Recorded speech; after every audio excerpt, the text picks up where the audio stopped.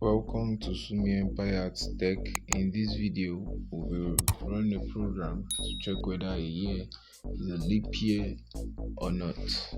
Let's get started. So first, we open a new Python file.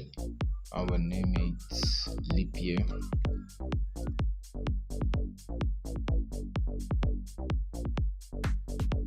So let's start with determine whether or not it's a leap year. To do that, we have to read the year from the user. That's year equals to user input.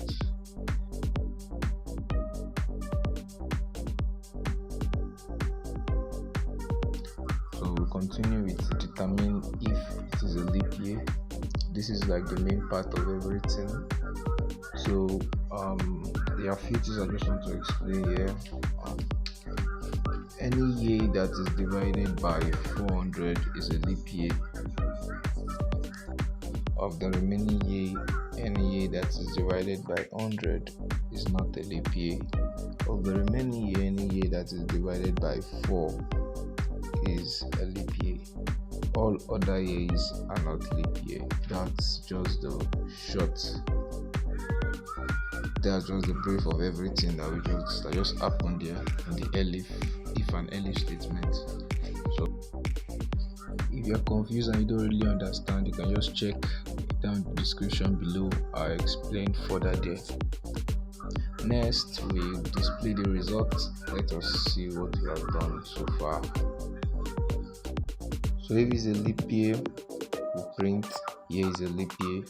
Else, print here is not a leap year. Okay, so let's run it and see.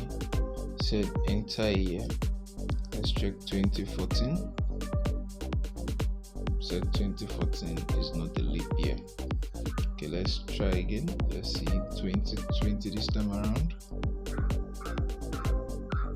Okay, it said 2020 is a leap year. Let's check for some other years again. Let's use 2030. I said 2030 is not a leap year.